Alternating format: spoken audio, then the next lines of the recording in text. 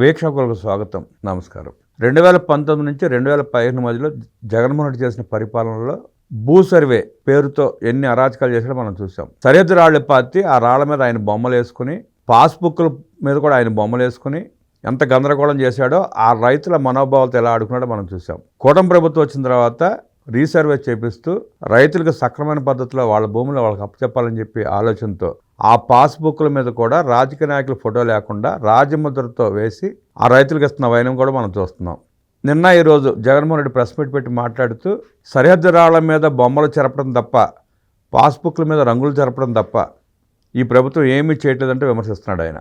జగన్మోహన్ రెడ్డి పాలనలో జరిగిన రెవెన్యూ లోటుపాట్లు ఏంటి, రైతుల మనోభావాలు ఎలా దెబ్బతిన్నాయి, వాళ్ళ కూటమి ప్రభుత్వం వచ్చిన తర్వాత ఆ రైతులు జరుగుతున్న న్యాయం ఏంటి అడిగి తెలిసిన ప్రయత్నం చేద్దాం. విశ్లేషించడానికి, వివరించడానికి మనతో పాటు ఉన్నారు ప్రముఖ ఆర్థిక, రాజకీయ, సామాజిక విశ్లేషకులు అంకమరారు. వారిని అడిగి మరిన్ని విశేషాలు తెలుసుకుందాం. సార్ నమస్తే. నమస్తే అండి రామరావు. గత జగన్మోహన్ రెడ్డి పరిపాలనలో రైతుల పట్ల ఇబ్బందులు మనం చూసాం. సరిహద్దు రాళ్ల మీద ఆయన ఫోటోలు వేసుకుని, పాస్ పుస్తకాల మీద కూడా ఆయన బొమ్మలు ముద్రించుకుని ఆ రైతుల మనోభావాలతో ఎలా ఆడుకున్నాడో చూసాం. వాళ్ళ కూటమి ప్రభుత్వం వచ్చిన తర్వాత అవన్నీ ప్రక్షాళన చేస్తూ ఆ సరిహద్దు రాళ్ల మీద తన బొమ్మలు తీసేసి పాస్బుక్లు కూడా రాజముద్రతో వేసిస్తున్న పరిస్థితి కూడా మనం చూస్తున్నాం. ఒక రైతుగా, రైతు బాధలు చేసిన వ్యక్తిగా నాడు బాగుందా, నేడు బాగుందా, ఎట్లా చూస్తారు, ఎట్లా విశ్లేషిస్తారు? ముందుగా జగన్మోహన్ రెడ్డి లేవనెత్తిన 2 అంశాలు మాట్లాడిన తర్వాత నేను దీంట్లోకి వస్తాను. ల్యాండ్ టైటిల్ యాక్ట్ అనేది తీసుకురావడానికి ముందే అతను భూములకు సంబంధించినటువంటి సర్వే చేయించిన మాట వాస్తవం. భూముల సర్వేలో ఉన్నటువంటి అవకతవకలను గుర్తించిన తర్వాతే అతని మీద వ్యతిరేకత పెరిగింది. రెండవది, పాస్ పుస్తకాల మీద అతను బొమ్మ వేసుకోవటమే కాకుండా ఈ భూముల్ని ఏ విధంగా చేశాడు అంటే, అంటే వాళ్ళకి కావాల్సిన వ్యక్తులకి కట్టబెట్టడమే కాకుండా దేశ విదేశాల్లో నా గ్రామంలో, నా ఊళ్ళో, నా బంధువులు ఉన్న చోట నాకు భూమి ఉండాలి, ఆ ఊరికి నేను రాకపోకలు సాగించాలి అంటే నాకంటూ ఏదన్నా ఉండాలి అని చెప్పని చదువుకొని విదేశాలకు వెళ్ళి 4 డబ్బులు సంపాదించుకొని తన గ్రామంలో మళ్ళీ తిరిగి తల్లిదండ్రులకి ఒక ఇల్లు ఏర్పాటు చేసేసి 10 ఎకరాల భూమి కొని పెడితే వాళ్ళకి జీవనానికి ఇబ్బంది ఉండదు, నేను రాకపోకలకు బాగుంటుంది అని చెప్పని బయట కానీ లేకపోతే స్వదేశంలో ఉండి 4 డబ్బులు సంపాదించుకున్న వాళ్ళందరూ స్వగ్రామంలో భూమి ఎకరమో, 1/2 ఎకరమో, 2 ఎకరాలు, 10 ఎకరాలు కొనుక్కొని వాళ్ళు ఏర్పాటు చేసుకుంటే, కొన్న భూమి సర్వేర్ వచ్చి సర్వే చేసినటువంటి భూమి, రిజిస్ట్రార్ కార్యాలయంలో రిజిస్టర్ అయినటువంటి భూమికి సంబంధించినటువంటిది హెచ్చు తగ్గులు ఏర్పాటు చేసి అక్కడ వాళ్ళ భూములు కూడా 2 ఎకరాలు కొంటే అది ఎకరం 90 సెంటే ఉన్నట్టుగా ఆ విధంగా సృష్టించేసి రీసర్వేలో నానా గందరగోళాన్ని గురి చేసి ల్యాండ్ టైటిల్ యాక్ట్ తీసుకొని వచ్చేసి కంప్లీట్గా ఈ భూములు మొత్తాన్ని కొట్టేయాలని చెప్పి అతను చేసినటువంటి ప్రణాళికలో భాగంగానే ఆ రోజు ప్రజలు గుర్తించారు కాబట్టి, ఆ లోటుపాట్లను గుర్తించారు కాబట్టి అతనికి వ్యతిరేకంగా ముఖ్యంగా బాగా పనిచేసినటువంటి ఒక అంశం ఏదన్నా ఉంది అంటే ల్యాండ్ టైటిల్ యాక్ట్. అది కూడా పనిచేసింది అన్న విషయాన్ని మాత్రం మనం ఇక్కడ మర్చిపోవద్దు. దీంతోపాటు రిజిస్ట్రార్ కార్యాలయంలో సహజంగానే మనం ఏదన్నా భూములు అమ్మినా, భూములు కొన్నా మన పేరు మీద బదలాయించైతే దానికంటే ఒక స్టాంప్ పేపర్లు వస్తాయి. దాని మీద కూడా జగన్మోహన్ రెడ్డి బొమ్మ వేసుకున్నటువంటి సందర్భం ప్రజలందరూ తెలుసు. ఇవన్నీ కూడా ఒక ప్రణాళికాబద్ధంగా మళ్ళీ మనం అధికారంలోకి వస్తాం 5 సంవత్సరాల తర్వాత, 2024 తర్వాత ఈ భూములన్నీ మనమే కైంకర్యం చేయొచ్చు అన్న ఉద్దేశంతో వాళ్ళు వేసినటువంటి ప్రణాళికకి ప్రజలందరూ గుర్తించేసి అతనికి తగిన బుద్ధి చెప్పారు కాబట్టి 11 స్థానాలకు పరిమితం చేశారు. కాబట్టి ఈరోజు చంద్రబాబు నాయుడు గారు మళ్ళీ దాన్ని రీసర్వే మొదలుపెట్టేసి ఎవరి భూములో వాళ్ళకి వివాదాలు ఏదన్నా ఉంటే గ్రామసభ ఏర్పాటు చేసేసి గ్రామసభ సమక్షంలో రైతులు ఆ గ్రామస్తుల సమక్షంలో భూమి విస్తీర్ణం గురించి చదువుతూ ఏదన్నా అభ్యంతరాలు ఉంటే స్వీకరించేసి దాని పరిష్కార మార్గాన్ని వీలైన తొందరగా చేసుకునే విధంగా ఈరోజు ఆయన ఏర్పాటు చేశారు. కాకపోతే ఇక్కడ మనం గమనించుకోవాల్సింది ఏంటంటే, ఈ కూటమి ప్రభుత్వం కూడా తొందరపడి ఇవి సమస్యలు ఉన్న సమస్యల్ని పరిష్కారం చేయకుండా చేద్దామని, అంటే ఇప్పుడు వాళ్ళు ఏ విధంగా అనుకుంటున్నారో ఇదే ఇంతకుముందు ఏర్పాటు చేసేసి సమస్యలు పరిష్కారం చేసిన తర్వాత ఈ పాస్ పుస్తకాలు ఇచ్చినట్టయితే చాలా బాగుండేది అనేది నా రైతు బిడ్డగా, ఒక గ్రామస్తుడిగా నా యొక్క అభిప్రాయం.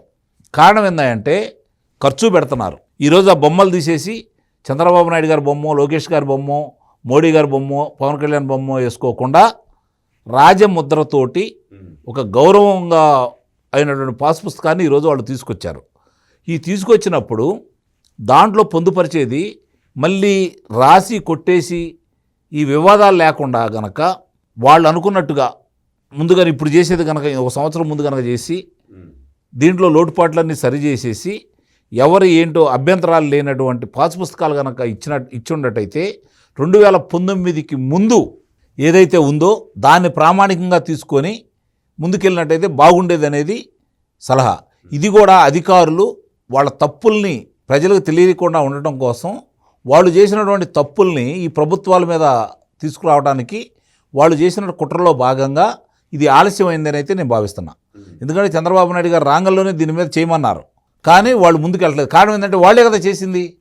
రెవెన్యూ అధికారులు, రెవెన్యూ సిబ్బంది, ఆర్ఐలు వీళ్ళు చేసినటువంటి నిర్వాహకం వల్ల ఈరోజు రైతులు ఇబ్బంది పడిపోతున్నారు, భూ యజమానులు ఇబ్బంది పడిపోతున్నారు. దేశ విదేశాల్లో భూములు కొనుక్కున్న వాళ్ళందరూ కూడా భూమి మీద ఉన్న మమకారంతో భూమి పుత్రులమైన మనం 4 డబ్బులు సంపాదించుకున్నాం కదా, మన తల్లిదండ్రులు మన చదువుల కోసం భూములు అమ్ముకున్నారు కాబట్టి మనకు భూమి కావాలనే ఆకాంక్షతోటి కొన్న వాళ్ళందరి యొక్క ఆకాంక్షల్ని కొల్లగొట్టి వాళ్ళకి మానసికంగా వాళ్ళని వేదన గురి చేసినటువంటి జగన్మోహన్ రెడ్డి పరిపాలనలో ఎదుర్కొన్నటువంటి ఇబ్బందులను సరిచేసే కార్యక్రమంలో భాగంగా ఇన్ని మంచి పనులు చేస్తున్నటువంటి ఈ కూటమి ప్రభుత్వం ఈ సర్వే మళ్ళీ చేసేసి యజమానులకి వాళ్ళకి సరైన పద్ధతిలో అందజేసే కార్యక్రమంలో భాగంగా పాస్ పుస్తకాలు ఆలస్యం చేసి ఈ కార్యక్రమం అయిపోయిన తర్వాత, సర్వే చేయడం అయిపోయిన తర్వాత అభ్యంతరాలన్నీ కూడా పరిశీలన చేసి పరిష్కారం చేసిన తర్వాత కనుక తీసుకొచ్చినట్లయితే చాలా బాగుండేది అనేది నా యొక్క అభిప్రాయం. సార్, టెక్నాలజీ పెరిగింది, శాటిలైట్ సర్వే వచ్చింది. శాటిలైట్ సర్వే వచ్చినా కూడా అలా చేయకుండా ఈ రెవెన్యూ యంత్రాంగం అన్ని అవకతవకలు చేసి ఇంత గందరగోళం చేయాల్సిన అవసరం ఎందుకు సార్? వాళ్ళకి డబ్బులండి, వాళ్ళు పైయాళ్ళు ఒత్తిడి, వాళ్ళ మనుషులకి లాభం చేకూర్చేసి వాళ్ళకు వ్యతిరేకుల్ని చెప్పు చేతుల్లో పెట్టుకోవడం కోసం వాళ్ళు పెట్టిన ఇబ్బందుల్ని దృష్టిలో పెట్టుకున్న తర్వాత ఇప్పుడు ఇబ్బందులు పెట్టింది వాళ్ళు, భూముల యొక్క సరిహద్దులు మార్చింది వాళ్ళు, విస్తీర్ణాన్ని తగ్గించింది వాళ్ళు. రైతు ఎందుకంటే ఇబ్బంది పడాలి? అవును, రైతు ఎందుకంటే తిరగాల్సింది వాళ్ళకి? రైతు కాదు కదా తిరగాల్సింది, తప్పు చేసింది వాళ్ళు కదా, సరిచేయాల్సింది వాళ్ళు కదా. ఆ రెవెన్యూ అధికారులకి అప్పచెప్పేసి మీరు తప్పులు చేశారు కాబట్టి సరిచేయాల్సిన బాధ్యత మీదే, డాక్యుమెంట్ ప్రకారం సరిచేయండి అని చెప్పని చేయాల్సింది పోయి ఈరోజు ఈ విధంగా అవకాశం వాళ్ళకి ఎందుకు కలగజేయాలి? ఇన్ని మంచి పనులు చేస్తున్నటువంటి ఈ కూటమి ప్రభుత్వం అంటే ఈ అధికారులు తప్పుదోవ పట్టిస్తున్నారు. అన్నీ సరిచేసామని చెప్పని తప్పుడు నివేదికలు ఇస్తున్నారు.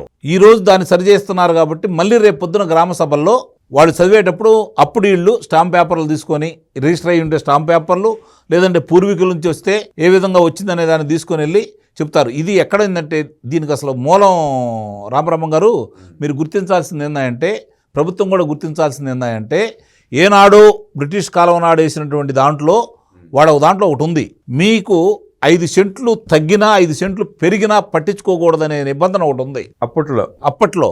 దాన్ని ఆధారంగా చేసుకొని బలవంతంగా రాయించుకున్నటువంటి భూములకు సంబంధించింది కావచ్చు, బలహీనుడు ఎంతో కొంతలే మనకి ఇదే చేసుకుందాం అన్న దాని మీద దాన్నే ప్రామాణికంగా తీసుకొని ఈరోజు ఇబ్బందులు పెడుతున్నారు. ఇదంతా రెవెన్యూ వాళ్ళు చేస్తున్నటువంటి తప్పులు. ఇది బ్రిటిష్ కాలం నుంచి కూడా ఇది జరుగుతున్నది. దాన్ని ఈరోజు సరిచేయాల్సిన బాధ్యత, ఒక శాశ్వత పరిష్కారం ఈ కూటమి ప్రభుత్వం తీసుకొని రావాలి. ఆ దిశగానే ఇప్పుడు అడుగులేస్తూ ఉంది. అది ఏ చిన్న ఆటంకాలు ఎదురైనా సరే వాటిని తొలగించేసి భవిష్యత్తులో ఇలాంటి గొడవలు లేకుండా మీరన్నట్టు ఈ సాంకేతిక పరిజ్ఞానం అందుబాటులోకి వచ్చిన తర్వాత శాటిలైట్ ద్వారా దాన్ని సర్వే చేయించేసి రాళ్ళు సక్రమంగా వేసేసి ఏదన్నా ఉంటే ఇప్పుడు అమ్మేవాళ్ళు రాస్తారు, మీ మీద నా మీదో మన ముగ్గురం కలిసి ఉండే అనుకోండి, మీ మీద నా కోపం ఉంటే ఎవరన్నా నా భూమి కొనాలకు వచ్చినప్పుడు అక్కడ మొత్తం కలిపి ముగ్గురు కలిపి 3 ఎకరాలే ఉంటుంది, కానీ దాంట్లో రాయించుకుంది 3.5 ఎకరాలు ఉంటుంది. ఇప్పుడు 6 ఎకరం ఎవరి దగ్గర నుంచి తీసుకొచ్చి ఇవ్వాలి? 6 ఎకరం ఎక్కడి నుంచి తీసుకొచ్చి ఇవ్వాలి? అంటే 10(1) అడంగలో పాత డాక్యుమెంట్ ప్రకారం సర్వే చేయాలి. రెండోది వీళ్ళు రాయించుకొని ఉంటారు. ఇప్పుడు ఒక సర్వే నెంబర్ కింద ఒక 20 ఎకరాలు ఉంటుందండి, కానీ భూమి కొలిస్తే అది 20 ఎకరాలు ఉంటుంది, కానీ ఈ డాక్యుమెంట్లో 22 ఎకరాలు ఉంటుంది. ఆ 2 ఎకరాలు ఎక్కడి నుంచి తీసుకొచ్చి ఇవ్వాలి వీళ్ళకి? ఇంతకుముందు సార్ పెద్ద కమతాలు ఉన్నప్పుడు రైతుగా తన వ్యవసాయం చేసుకున్నప్పుడు ఈ ప్రాబ్లమ్స్ తక్కువ ఉండేవి. కౌలుకి ఇవ్వటం మొదలుపెట్టిన తర్వాత గట్టులు తెక్కోవటం, గట్టులు పెంచుకోవటం, దీని మూలంగా కూడా వివాదాలు ఎక్కువైనట్టున్నాయి. కౌలుకి ఇచ్చిన తర్వాత చూసుకుంటా ఉంటే మీకు అసలు ఈ గట్టు సమస్యలు చాలా తక్కువ వచ్చినాయండి. మీరు గమనించండి, కౌలుకి ఇచ్చిన తర్వాత యజమాని లేడు, పక్క చేనాడు కౌలు చేస్తే వాడు ఆక్యుపై చేసుకుంటా ఉండేవాడు. వాడు కౌలు చేసుకునే వాడికి ఇవన్నీ ఏడపడతాయి. అడిగే గట్టు కొంచెం సగం దగ్గర కొడితే 4 మొక్కలు ఎక్కువ పడతాయి. ఇప్పుడు అవతలాడు ఊరుకోడుగా. అందరూ కౌలు చేసుకునేటప్పుడు రైతు లేనప్పుడు వీడు గట్టి తెగొడితే అవతలాడు ఎందుకు ఊరుకుంటాడు? ఊరుకోడు కదా. కాబట్టి ఆ తగాదాలు అనేవి తక్కువ. వీళ్ళు చేసే తప్పిదాల వల్ల, ఇప్పుడు రెవెన్యూ సిబ్బంది చేసిన తప్పిదాల వల్ల, గతంలో లోపభూయిష్టమైనటువంటి ఈ చట్టాల వల్ల ఈరోజు ఈ పరిస్థితులు ఎదుర్కొంటా ఉన్నారు.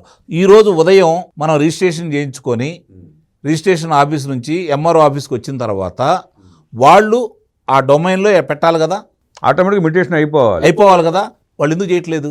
మీరు అన్నట్టు ఆ రెవెన్యూ సిబ్బంది నాకు డబ్బుల కోసం చేయట్లేదు. అది కదా సరి చేయాల్సింది. పోనీ ఈరోజు సరి చేస్తాడు, రేపు పొద్దున ఎందుకు మాయమవుతుంది? అది భూముల విలువలు పెరిగినాయి కాబట్టి వాళ్ళ అవసరాలకి రైతు ఎంతైనా సరే ఇచ్చేసి పరిష్కారం చేసుకుంటాడని చెప్పనే దుర్బుద్ధితోటి, దుర్మార్గమైన ఆలోచనతోటి రెవెన్యూ సిబ్బంది చేస్తున్నటువంటి నిర్వాహకం ఇది. కాబట్టి ఇక్కడ ప్రభుత్వాలు కఠినమైన నిర్ణయాలు తీసుకోవాలి. ఇప్పుడు దీన్ని రెవెన్యూ డిపార్ట్మెంట్ సపరేట్ చేసి ఒక ప్రత్యేక వ్యవస్థను ఏర్పాటు చేస్తే ఈ సమస్యలు అసలు వాళ్ళు సపరేట్ ఎందుకండి? తప్పు చేసిన వాళ్ళు అరే అడ్డగాడిదా, నువ్వు ఈ తప్పు చేసావు, నువ్వే సరి చేయని చెప్పని ముక్కు పిండి ఈరోజు వాడి చేత పని చేయించాలి. అటు తాత్కాలికంగా సమస్య పరిష్కారం చేసినట్టే చేసి మళ్ళీ సమస్యలు సృష్టిస్తున్నారు వాళ్ళు. అదేనండి, అదే చూసుకోవాలి. రేపు పొద్దున వాడి చేతే సరి చేయించాలి, వాడి చేతే సంతకాలు తీసుకోవాలి, వాడు చేసిన తప్పులు వాడి చేతే చేయించాలి. వాళ్లే కదా చేసేది. ఇప్పుడు రేపు పొద్దున సరి చేయమని ఎందుకు చేస్తారు? 2019 ముందు ప్రామాణికంగా తీసుకొని ఈ తప్పులు మీరే చేశారు కాబట్టి మీరే సరి చేయండి, మీరే బాధ్యులు దీనికి అని చెప్పని ఒక 10 మంది రెవెన్యూ వాళ్ళ మీద శిక్షలు వేయించండి, మిగిలిన వాళ్ళందరూ దానికి వస్తారు. వాళ్ళ తప్పిదాలను ఎత్తి చూపించి ప్రజల్లో వాళ్ళకి వివరంగా వాళ్ళు చేసే ఈ గ్రామ సభల ద్వారా వివరించేసి వీళ్ళే చేశారు ఈ తప్పు, ఫలానా ప్రభుత్వాన్ని అడ్డం పెట్టుకొని, గత ప్రభుత్వాన్ని అడ్డం పెట్టుకొని వీళ్ళు విచ్చలవిడిగా ఇలా చేశారు, దాన్ని మేము ఇలా సరి చేస్తున్నాము, దానికి పరిష్కార మార్గం ఇది, మేము చేస్తామనే నమ్మకం, వీళ్ళు చేస్తారనే నమ్మకం ప్రజల్లో ఉంది. ఎలా చేయబోతున్నామో చెప్పి కనుక వాళ్ళు కనుక ముందుకు తీసుకెళ్తే నిస్సందేహంగా కూడా ఇక్కడ ఏ సమస్యలు ఉండవని అయితే నేను చెప్పగలను. ఇటీవల చంద్రబాబు నాయుడు గారు కూడా మాట్లాడుతూ రెవెన్యూ వ్యవస్థను ప్రక్షాళన చేయాలని చెప్పి ఆయన అంటున్నారు. తప్పిదాలు జరుగుతాయని, అసమర్థత పెరుగుతూ ఉంది, సంవత్సరాలు ప్రక్షాళన చేద్దాం అంటున్నాడు. గత 5 ఏళ్ల పాలనలో జరిగిన అరాచకాలని, ఆ పాలనలో జరిగిన అవకతవకల్ని విశ్లేషిస్తూ నేడు కూటమి ప్రభుత్వం వచ్చిన తర్వాత తీసుకోవాల్సిన చర్యల్ని, రెవెన్యూ సిబ్బందిలో ఉన్న అలసత్వాన్ని, చేస్తున్న తప్పిదాలని అద్భుతంగా విశ్లేషించిన అంకమరావుకి ధన్యవాదాలు తెలియజేస్తూ నమస్కారం.